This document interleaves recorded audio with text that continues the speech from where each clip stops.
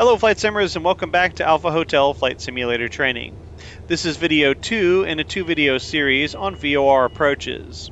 In this video we'll talk about how to fly a VOR approach that doesn't have a defined final approach fix and demonstrate how to fly one in the analog or steam gauge Cessna 172. In video 1 of this series, we talked about the basics of VOR approaches and demonstrated how to fly a basic VOR approach in the G1000 equipped Cessna 172. Make sure to check out that video if you haven't seen it already before watching this one.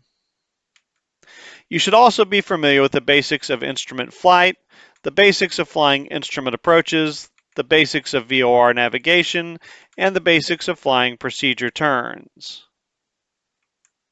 It's also not a bad idea to be familiar with the basic operation of the Garmin GNS 530 and 430 GPS receivers, since that's what the Analog 172 is equipped with. We won't be using the GPS functions of those receivers to fly this approach, but we will be using it to receive the VOR. I'll leave links to all those videos, plus a link to the entire instrument training playlist in this video's description. I'll also mention that the analog or steam gauge Cessna 172 is only available in the deluxe edition of Microsoft Flight Simulator, so you won't be able to access it if you don't have that version of the sim. That being said, all the techniques we'll be talking about on this approach are applicable to both versions of the 172. In this video, we'll look at a type of VOR approach that doesn't have a final approach fix. If you look at some VOR approaches, you'll notice that the Maltese cross, which identifies the final approach fix, or where you typically start your final descent towards the runway, is missing. So where do you start your descent if there's no final approach fix? You'll notice that all the approaches that are designed like this have a procedure turn. To fly this type of approach, you fly over the VOR and then descend to the altitude listed for the outbound portion of the procedure turn. You then fly the procedure turn and can descend to your MDA once you're established inbound on the final approach course and are within the distance specified on the plan view of the approach.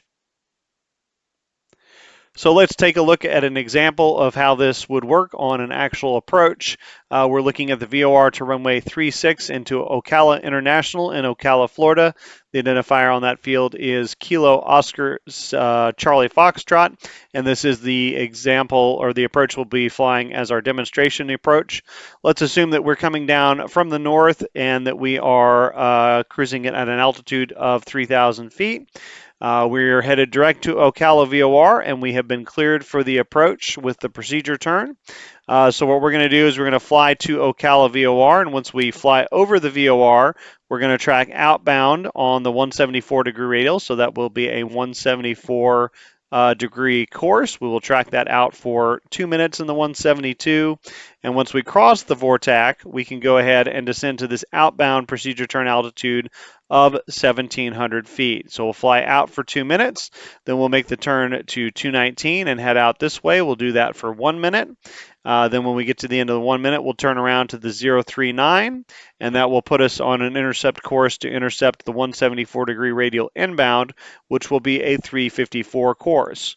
Once we are established inbound on that 354 degree course or on that 174 degree radial inbound, that's the point at which we can descend to our MDA of 640, although we'll probably add a little buffer in.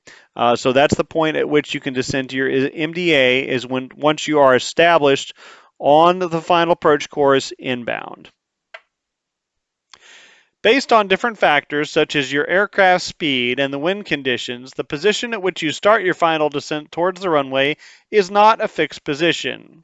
It can be closer or further away from the VOR based on those factors.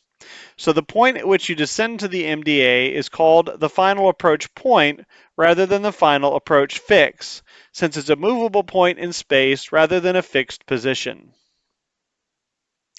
You might be asking yourself if you can get radar vectors onto this type of approach or fly it as a straight-in procedure, and if so, where do you start your descent if you're doing that? The answer is that yes, you can get radar vectors onto this type of approach or fly it fly it as a straight-in approach in most cases.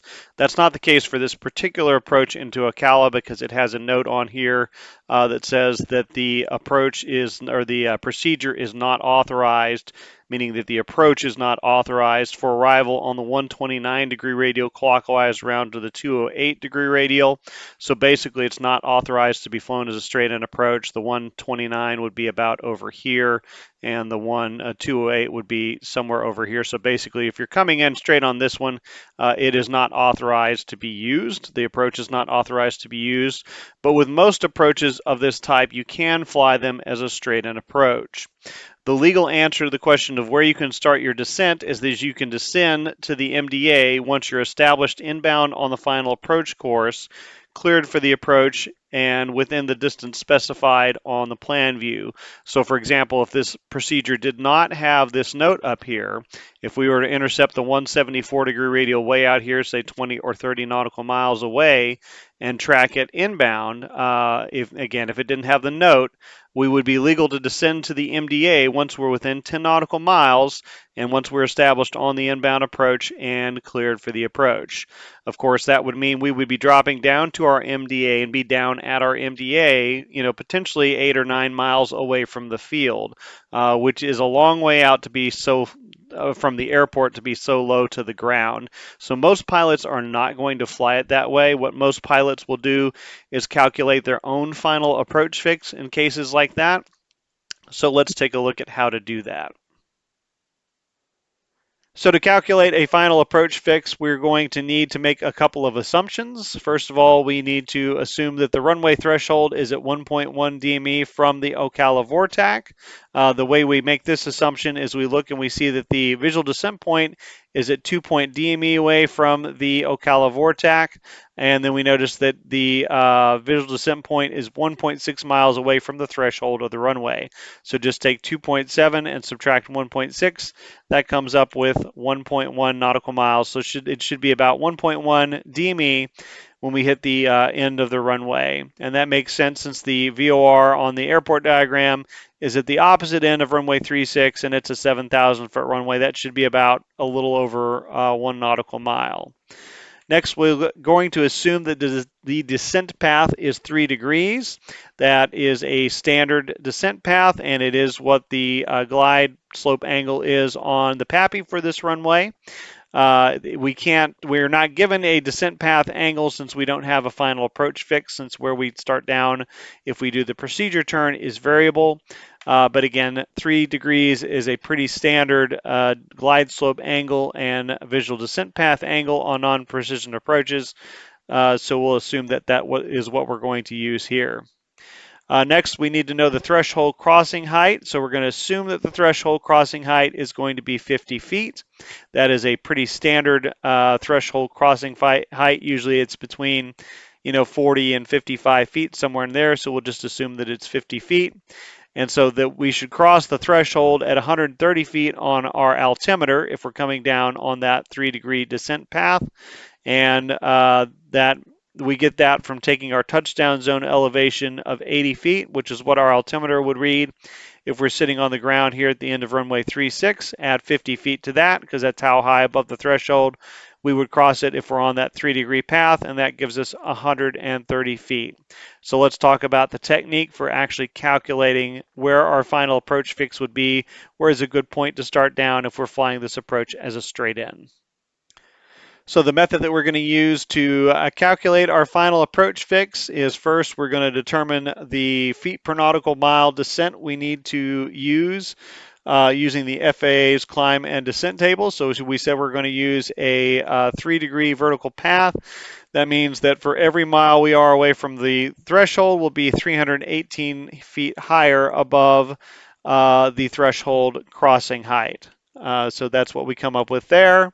And then we need to determine the altitude between the outbound procedure turn altitude and the threshold crossing height. Basically, how many feet are we going to come down?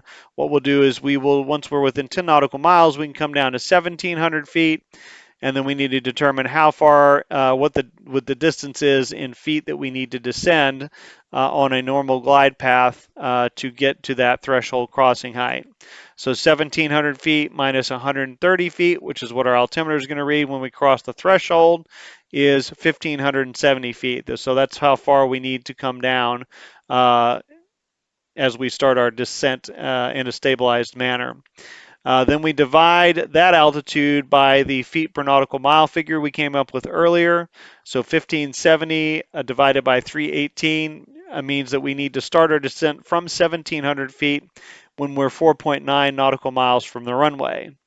The runway is 1.1 nautical miles away from the VOR, so we have to add that runway threshold DME to the distance we came up with to start our descent, and that tells us our DME that we need to start our descent at. So 4.9 plus 1.1 equals 6 DME. So 6 DME is when we need to start our descent from 1,700 at the 3-degree rate to cross the threshold at 130 feet. So what we can do is we can fly inbound on this VOR radial on the 174-degree radial inbound. Once we're cleared for the approach, once we get within 10 nautical miles, we can then descend down to 1,700 feet. And then rather than going all the way down to the MDA way out there, we can wait until we're 6 DME from the VOR to start our descent to the MDA, and that'll give us a much more stabilized approach and a descent where we're not way far away from the airport at a very low altitude. All that being said, again, with this note up here, this basically prohibits us from flying this as a straight-in approach. So this is just an example of how you would calculate your own final approach fix on this type of approach if you wanted to, and we will actually be demonstrating this approach today using the procedure turn and not flying it straight in. I'll also say that, of course, in Flight Simulator, you're free to say that this note has been removed from the procedure and fly it however you'd like to fly it in Flight Simulator. So if you wanted to do the straight in Flight Simulator, that's perfectly fine. I'll also mention that you will also see NDB approaches where the NDB is located on the field and there's no final approach fix on that NDB approach as well. Unfortunately, most NDBs don't have DME, so you can't calculate a final approach fix unless you use GPS to get your distance. In most cases, that means you're going to have to fly the full procedure turn to fly the approach regardless of what direction you're coming in from. But we'll talk more in detail about that when we get to the lesson on NDB approaches. To demonstrate how to fly this kind of VOR approach, we'll make a quick flight from Williston Municipal Airport in Williston, Florida. The identifier on that field is X60, to Ocala International Airport in Ocala, Florida. The identifier for that field is Kilo Oscar Charlie Foxtrot. We'll plan to fly the VOR approach to runway 36 in Ocala, which is a VOR approach with no final approach fix. After we depart Williston, we'll navigate direct to the Ocala VOR, which is located on the field at Ocala and serves as the initial approach fix for this approach. We'll then fly the procedure turn to get ourselves established on the inbound approach course, where we'll descend to our MDA once established inbound on the final approach course. Our filed route will be from Williston Municipal Airport direct to Ocala VOR, direct to Ocala Airport. We'll file for an altitude of 3,000 feet, which keeps us above both the off-route obstruction clearance altitude and the MSA on the approach. The flight is about 17 track miles and should take about 15 minutes to fly in the Cessna 172. We'll plan to depart runway 5 at Williston Municipal. We've checked the departure procedures there. In addition to numerous obstacle departure notes, there are non-standard takeoff minimums, but the 172 will easily make the climb gradient required to utilize standard minimums at this elevation. There's also an obstacle DP that requires us to climb on a heading of 049, which is runway heading, to 500 feet MSL before making a turn on course. So we'll make sure to comply with that. We'll assume that the weather at Williston is good enough that we can get back in on one of the approaches there and that we feel comfortable departing. Current weather report from Ocala is calm winds, 1 statute mile visibility in mist, overcast ceiling 700 feet, temperature 2.24, altimeter 2992, with a forecast for it to remain the same for the next few hours. We will assume that we have filed an alternate for the flight and that it is a legal alternate. So let's start by taking a broad overview look at the approach plate and going through it, making sure we know what everything says on here, and then we'll take a look at the technique we're going to use specifically with the 172 to fly this approach. So starting on the top left, it says this is for Ocala, Florida. It tells us it's the VOR to runway 36 at Ocala International Jim Taylor Field. The FAA identifier is Oscar Charlie Foxtrot. That makes the ICAO identifier Kilo Oscar Charlie Foxtrot. So we verify we're in the right city and we are at the right airport shooting the correct approach. This is the approach in the airport that we want. On the top left, it tells us that the primary nav aid to shoot this approach is going to be the Ocala VOR. The identifier is OCF. Frequency is 113.7, and then it has a TACAN channel of 84. But of course, as civilian users, we can't do anything with that TACAN channel. That's just kind of a heads up to us that it is a TACAN and that it does have DME. The final approach course is 354. You can see that is reiterated here on the plan view of the approach plate on the main course there. The runway landing length for runway 36 is 6,347 feet, plenty of room for our Cessna 172. The touchdown zone elevation on this runway is 80 feet, and the airport elevation is 90 feet. Down below that, it has a note that tells us that DME is required for this approach. That is probably because you need it to identify the missed approach fix of Jodan out there at 16 DME. Otherwise, to actually shoot the approach, there's no reason you would need DME. You just need it pretty much for the missed approach. It does tell us that this has either takeoff obstacle notes, non-standard takeoff minimums, or an obstacle departure procedure, but as an arrival that does not apply to us. Also tells us that it has non-standard minimums for filing this airport as an alternate, but we are not filing it as an alternate, so that is also not applicable to us. It also gives us a note here that says for inoperative approach lighting system, we need to increase the visibility for the straight-in approach to runway 36 for categories A and B to 1 statute mile, but the approach lighting system is operative, so that does not apply to us.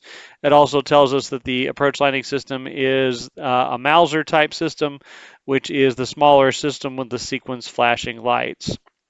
It tells us that the missed approach procedure is to climb to 2,000 on the Ocala radial 355 and take that to Jodan intersection, which is the Ocala Vortex 16 DME, and hold. And it depicts the missed approach holding fix. There's the 355-degree radial, 16 DME fix, and there's the holding pattern we would use right there. That missed approach is also depicted down here in the profile view, straight ahead to 2,000.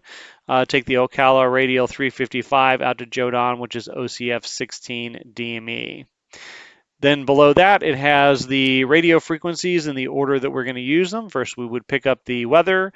Then we would be talking to Jacksonville Approach Control. Then we would be talking to Ocala Tower. That frequency also serves as a common traffic advisory frequency. The little tower, the star symbol here, tells us this tower is part-time, but of course all air traffic control facilities and flight simulator are full-time, so that is not emulated flight simulator. Also tells us that the runway lighting for the airport is pilot controlled on this frequency, but again, that's not emulated flight simulator either. And then, of course, we have a ground control frequency on 121.4. Down below on the plan view, you'll notice that the plan view is pretty sparse on this approach. It has our missed approach fix up here. It has our VOR here. It has our runway here. It has our course and our procedure turn here. That has several obstacles, the tallest of which is 1448. We can tell it's got the big symbol and the big numbering there. So those all read what our altimeter would read if we were to hit the top of that obstacle. So 1448 is the height and MSL of that obstacle. You'll also notice it has a note over here that says the procedure is not available, not authorized for an arrival on Ocala Vortac Air Array radials 129 through 208. So basically coming in from this direction, clockwise around to this direction. So you actually could not get vectors onto this approach or fly it as a straight-in approach. You need to be coming from this direction over here to be able to fly this approach. So this is one VOR approach where you could not do a straight-in approach. ATC would not be able to authorize that. It does have our minimum safe altitude based on the Ocala VORTAC, which again is at the field. When you're within 25 nautical miles, you know that 2,500 feet will keep you at least 1,000 feet above the tallest obstacle in that area. Again, not a procedure altitude. You need clearance to go down to this altitude in the real life, in the real world. But it does tell you that at this altitude you will have obstacle clearance, which is nice to know for Flight Simulator. So looking down at the airport diagram, it tells us that the airport elevation is 90 feet. It tells us that the touchdown zone elevation for runway 36 is 80 feet. It has a diagram of the runway with the lengths and the widths. It shows us where the VOR is. It shows us the taxiway layouts. It shows us where the beacon is located. Shows us where the PAPIs are for runway 18 and 36. We have a displaced threshold on runway 18 and runway 36, which is why the distance on the runway here is different than the landing distance available to you here. It looks like it's about a little more than 1,000 feet of displaced threshold on this runway. Shows us the approach lighting system and then the code for the approach lighting system, and then it shows you that the approach comes in slightly off. You'll actually be off to the right if you're pretty close to the runway threshold and you're coming in, or excuse me, off to the left, you're coming in from the right. Tells you that the runway has high intensity runway lighting for runway 18 and 36. In the real world, that is pilot controlled, but of course that is not emulated in Flight Simulator. Looking at the profile view, it shows us as we come in from the north and cross Ocala VORTAC. Once we're cleared for the approach, we're going to be going outbound on a heading of 174 for that procedure turn. Once we do that, we can go down to 1,700 feet once we cross the VOR and are established on that course outbound. And then to complete the procedure turn, we need to remain within 10 nautical miles. We have DME, so that's easy to do. But if you do not have DME on your aircraft, which you have to have DME to shoot this approach, but on other VOR approaches, if you don't have DME, then you can just use basically timing, making sure that with your ground speed that you're going to stay within that 10 nautical miles. It tells you once you get turned around and are established on the inbound course, that's when you can go down to your MDA, and it also gives us a visual descent point at 2.7 miles from Ocala VOR. All this tells us is that if we have not yet gotten the airport in sight by the time we reach this point, we may be too high to make a safe normal descent to the runway. So I should be able to pick up the field at 2.7 nautical miles. That's only 1.5 miles from the runway at my minimums, but if I don't and I want to continue forward to the missed approach point, I need to be aware that at that point I'm probably going to be above a normal glide path and that I may not be able to make a safe descent from the runway. It tells us that the distance from the visual descent point to the runway threshold is 1.6 nautical miles, and then it shows us that the missed approach point is the Ocala VORTAC. So once we fly over the VORTAC, that is our missed approach point. Down here it has our minimums. We're interested in the straight in to runway 36. We are not interested in the circling, and we are a category A aircraft. So our minimums are 640 feet for an MDA and 3/4 mile visibility to shoot the approach. And then the MDA of 640 is going to be 560 feet height above touchdown zone. So that's how high our aircraft will be above the runway threshold when we're at that MDA. We're going to add a little bit of a buffer in here. I'm just going to add 60 feet because that gets us to a nice round 700 feet MSL, and that's a value I can enter into the autopilot, so it will capture that altitude. And again, on the standards, we get plus 100 feet minus 0 feet. So I know if I enter that in there in the altimeter, I'll have a nice buffer, or in the autopilot, I'll have a nice buffer, and I don't have to worry about busting the MDA on the low side. So let's talk about specifically the techniques we're going to use to fly this in the 172. We're approaching from the north. We're going direct to Ocala VOR, and then once we hit the VOR, we'll do the procedure turn. As we hit each segment of the procedure turn, we're going to use the 5 T's. So that is time, we're going to either start or reset our timer. Turn, we'll turn to the appropriate heading or course. Twist, we're going to set our OBS course appropriately.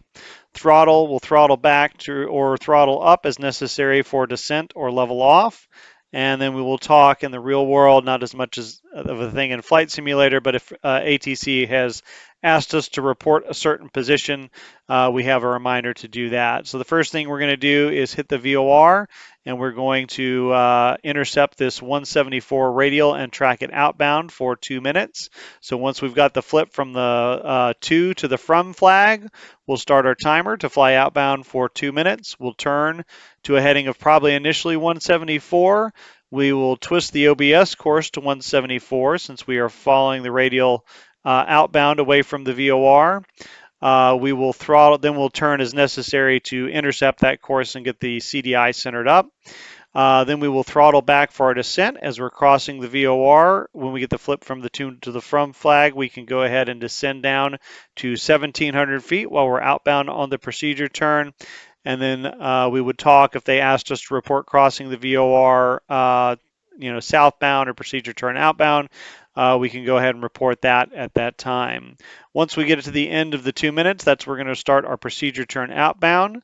So we'll go back to our 5 T's. Time, we're going to initially just reset the timer. And then once we get on this heading of 219, then we will start the timer to time up for 1 minute. We'll turn to this heading of 219. Twist, this is a good time to go ahead and twist our OBS to the inbound course of 354, since for the approach we'll actually be tracking this radial inbound to the VOR, so we want a 354 degree course in there.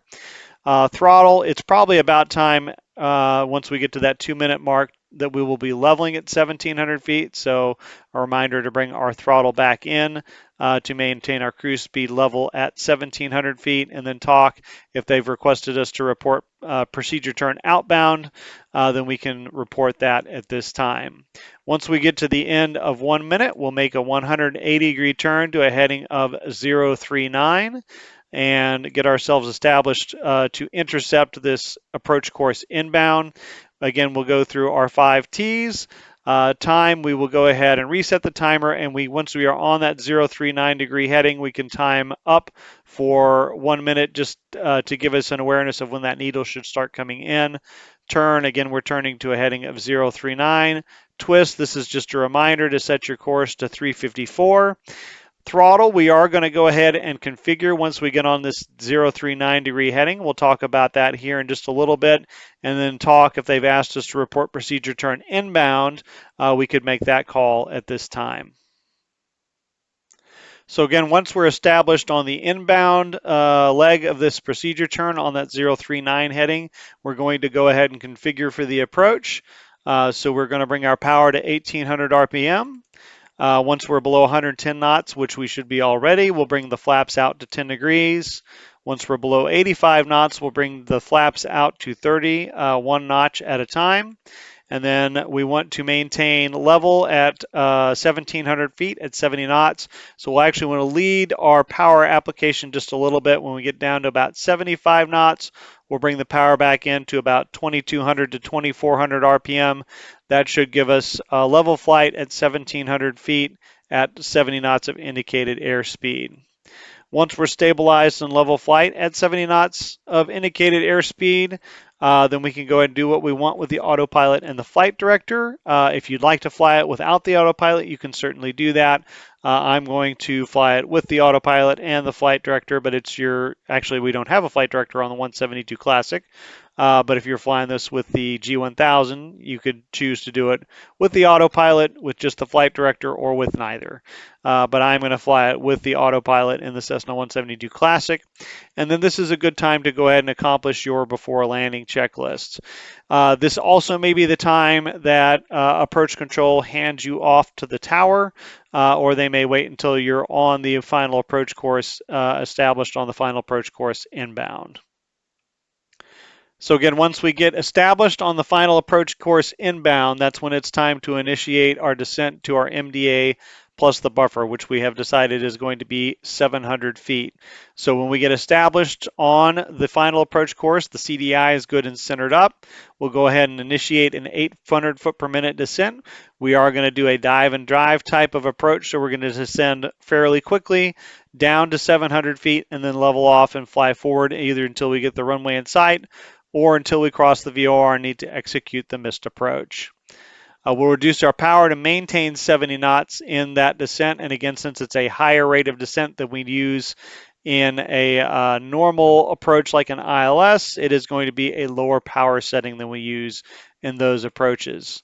We'll level at 700 feet. You want to lead the level off just a little bit with the power and then adjust the power to maintain level flight at 70 knots at 700 feet. That's going to be about 2200 to 2400 RPM. Then we'll fly forward either until we get our visual cues in sight. At that point, we can descend for a visual landing, or if we don't get our visual cues in sight, we will execute the missed approach when it's appropriate, either when we cross the VOR after having not gotten our visual cues in sight, or anytime prior to that we feel the approach is unsafe for some reason. If we feel it's become unstabilized, or if we get past the visual descent point and we decide that we're too high to make a safe descent from the runway, even if we have something in sight. All right, so we will set up for the flight from the world map, and we will work our way from top left down across and then down to the bottom and over to the right. So first we will choose our aircraft. We want the, under aircraft selection, the Textron Aviation Cessna 172 Skyhawk. You are probably not going to see Arista Blue unless you have this particular livery add-on. What you do not want to see is the Cessna 172 Skyhawk G1000, unless you'd like to shoot the approach with that, but I'm going to be demonstrating in the 172 classic analog or steam gauge panel. Liveries, you can do what you'd like with that. Weight and balance, we will go with 100% fuel or 2 full tanks, and then 2 170-pound occupants in the front 2 seats. And then failures, you don't want any of those. Customization, you can do whatever you would like to do there. The departure airport we'll put in the from field here. Code for that airport is going to be X60, and that is Williston Municipal Airport. And we'll click on that. That'll zoom us into the airport. And you can start wherever you'd like. I'll go ahead and start on the ramp, but you can start on the runway if you'd like. So we'll set that as our departure point. And then as far as the date, I will set June the 15th for lighting conditions. We'll set the time here in the bottom left-hand corner, so we'll set that at noon. And again, that's for lighting conditions. And that is all we need to set up in the world map, so we'll go ahead and click on Fly. All right, so to set up the weather for this, first of all, we need to make sure the altitude calculation is set to AMSL. Then we'll click on the lowest cloud layer here to set that. We're going to set the coverage to overcast 100%. Density we're going to set to 0.5. That should give us about a mile of visibility. Scatter, it doesn't really matter what you do with this when you're in overcast coverage, but I do have it set to 0. I have the altitude top set up around 10,000, so we'll be in the clouds the entire time. And then what I do to get the bottoms is I take my MDA with the buffer, which is 700 feet, and I've subtract 1,000 from that, and that gives me negative 300, and that should put me breaking out pretty close to minimums, maybe just slightly above, about 100 feet above, something like that. So that's how we set up the cloud layer. As for the rest of the weather, we do not have any precipitation. I don't recommend putting any in there for this approach, just so it doesn't dampen down the visibility and make it difficult to get in. Obviously in Florida you don't want any snow depth. If you want to be realistic, we don't have any lightning. I have the temperature set up at 75 degrees Fahrenheit, that's about 24 degrees Celsius. Pressure set at standard 2992, and then I have the humidity set at the lowest level, which is 1, which you probably don't want to move it up any higher than that. Again, that will affect the visibility. All right, so let's get into the aircraft and set up the avionics. All right, as far as setting up the avionics, there's not a ton we have to do for this approach or in this aircraft. I do have my outside air temperature set to the Celsius, so I can see the temperature there. I have the elapsed timer selected on the timer so that I can time the procedure turn. I have my heading bug set up to the runway heading of 049 for our departure. I have the altitude dialed in there of 3,000 feet. And the only other thing I'll set up here is on VOR number 1. I'll make sure that that is in VLOC. I'll put the bottom one in VLOC as well. And then I'll dial in the VOR that we're going to use, Ocala VOR 13.7. And that is in there, and we should start to pick that up once we're airborne. It does not show us getting any azimuth. We've got the flags up there, so it says we're not receiving it on the ground. But according to this, we're getting a good ID, and it shows us on the 317 degree radial. So what I've done is I've put 317 in the bottom here, and that should give me a pretty good heading from once I'm airborne. I'll have a pretty good heading to go direct to the VOR. Should just have to twist it a little bit instead of having to hunt for that heading to go direct to the VOR. So that's really all we need to set up as far as avionics go in this airplane. We'll go ahead and call now and get our clearance. So Jacksonville Center has a remote communications outlet on the ground here in Williston that we'll call up and get our clearance. We call them and say we're on the ground, looking for clearance to Ocala. They call back and they say Cessna 172 Alpha Hotel, cleared to Ocala Airport as filed, enter controlled airspace heading 049, climb and maintain 3,000 feet, departure frequency 118.6, squawk 5502. We call back and read all of that back, and they probably tell us to hold for release, and we can call them once we are at the end of runway 5 and number 1 for departure to get our IFR release. After getting our clearance, we taxi out, do our run-up, and accomplish our before takeoff checklist. We call Jacksonville and get our IFR release, after which we perform a normal takeoff from runway 5. All right, so we're climbing out of the traffic pattern there at Williston. We'll go ahead and get in touch with Jacksonville Center.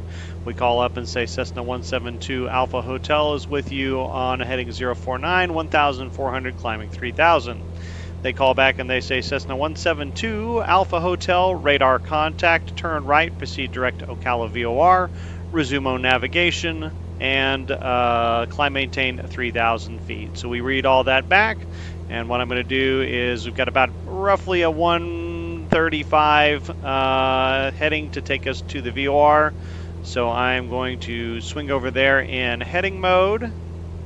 There's about 135 or so right there. We'll center this up and see exactly what it says. It says about a 141. So I'll go ahead and roll it over to that heading.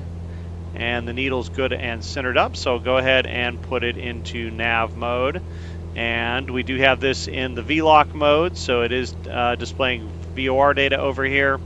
And we are getting good tracking from the autopilot tracking the VOR course. So we will climb up to our cruising altitude and level off at 3,000 feet, tracking this VOR, and then we'll go ahead and cross the VOR and start the procedure turn and start the approach. All right, so we've got it all cruised out at 3,000. We're about 9.5 miles north of the VORTAC, of the Ocala VORTAC at this time. And Jacksonville Center calls us up and they say Cessna 172 Alpha Hotel, you are 9 miles north of the Ocala VORTAC. Maintain 3,000 until established on the approach. You're cleared for the VOR runway 36 Ocala. Report procedure turn inbound. So we read all of that back. And we are now cleared for the approach and cleared to utilize the altitudes, the procedure altitudes on the approach. So I'm going to do a few things here to get ready to fly the approach. I'm going to go ahead and bring my altitude selector down to 1,700 feet. So that is all ready. We are in a good altitude hold mode, so we'll hold 3,000 until I change something here. I'm also going to put my heading bug onto the outbound course heading. So since I'm in VOR tracking mode right now, or nav tracking mode with tracking the VOR, if I put this heading in here, once I get the flip from the from the to flag to the from flag, say that 5 times real fast. All I need to do, if I put 174 in here, all I need to do is click heading mode, and that will turn it over to start heading in the right direction for my course. Then I can twist my OBS as I cross over the VOR, and that makes that a little more efficient. So we're pretty well set up for the approach, and so we're just waiting for this to from flag to flip from the to the from. So we're coming up at about half a mile north of the VOR now. We should get the flip here on the to from flag here just shortly. Then we'll go through our 5 T's and start that outbound kind of pre-procedure turn. So there's 0.1 miles, should get the flip any second here. There's the flip, so I'm going to go ahead and turn the heading over there. I'm going to get that course dialed in. We'll go through the 5 T's. So we'll do the time. We'll start the timer and start timing for 2 minutes outbound. We've turned to our outbound course heading. We'll twist the OBS to a 174. We'll go ahead and get the aircraft in a descent, about 500 feet per minute or so. Don't need to be that aggressive. And get the throttle back. So there's our throttle. So time, turn, twist, throttle, and talk. The air traffic controller did not ask us to report procedure turn outbound, so we don't need to do that, or crossing the VOR. Once the VOR gets centered up in the CDI here, which it is right now, I'll go ahead and re-engage the nav tracking mode. It kicked out of nav tracking into heading hold, which is normal when it crosses over a VOR. So now we're just flying this outbound portion 2 minutes, and then we'll make our right turn to a heading of 219. And since we're in a good nav tracking mode at this time, I'm going to go ahead and swing this heading bug over to 219 so that when I get to 2 minutes, all I have to do is engage the heading mode and it'll automatically go over there for me. So keeping an eye on the altitude. I need to remember to bring the throttle back in once I get to 1,700 feet. I'm keeping an eye on the time. When we get to 2 minutes, we'll go ahead and make that outbound turn and go through those 5 T's once again. All right, so here comes my 2 minutes. So I'm going to go ahead and hit the heading bug and get myself headed over in the right direction. I'm going to reset the timer. I'm going to get on that new heading and then go through the 5 T's again. So there I'm established on the outbound heading. I'm going to start my time. We'll time outbound on this leg for 1 minute. Turn we've done. Twist we'll do in here just a second because we are leveling. So we're going to go ahead and bring the throttle back in. To time, turn, twist, throttle, and talk. And then we will go ahead and bring this to the inbound course of 354. So we'll get that twist done there. Talk, he did not request us to do procedure turn outbound, so we don't need to do that. So we'll just get this course in here and we'll be all set up for this procedure turn outbound. So there's 355 there. There's 354. And so we've done our 5 T's. We're just waiting for the time to turn around back to the procedure turn inbound. I'm going to go ahead and reset my altitude pre-select in the autopilot. Since we are good and level at an altitude hold, we can go ahead and do that. Here comes the time, so we'll go ahead and reset the timer, and we'll make that left turn over to the 039 degree heading to intercept that course inbound.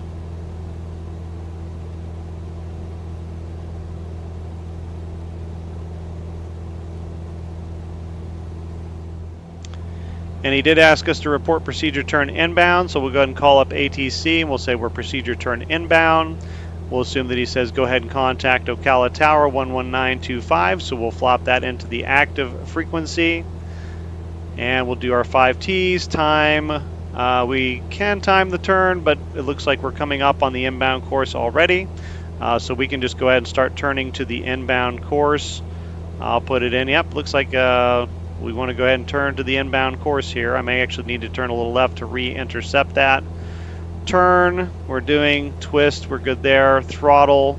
Now that we're established on this inbound segment, of course we would normally want to go down, but I'm going to go ahead and stay level and configure.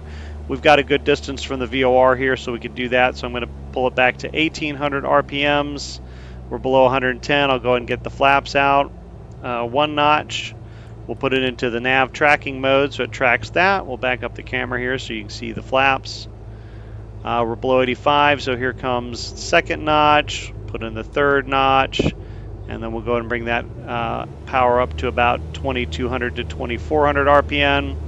We're good and stable at 1700 feet at 70 knots, so let's go ahead and initiate our descent. We'll do about 800 feet per minute, and we're going to need to pull the power back to about 1600 RPMs to keep our speed under control. So we'll assume that we got our before landing checklist. We've checked in with the tower. We'll assume that they've given us landing clearance. We'll get it zoomed back in on the gauges here. And so we're going to fly down to that 700 feet, add a little power to get back on speed here. And once we level at 700 feet, we'll take a look out and see if we can start to acquire a visual cues out there to make our transition to a visual landing.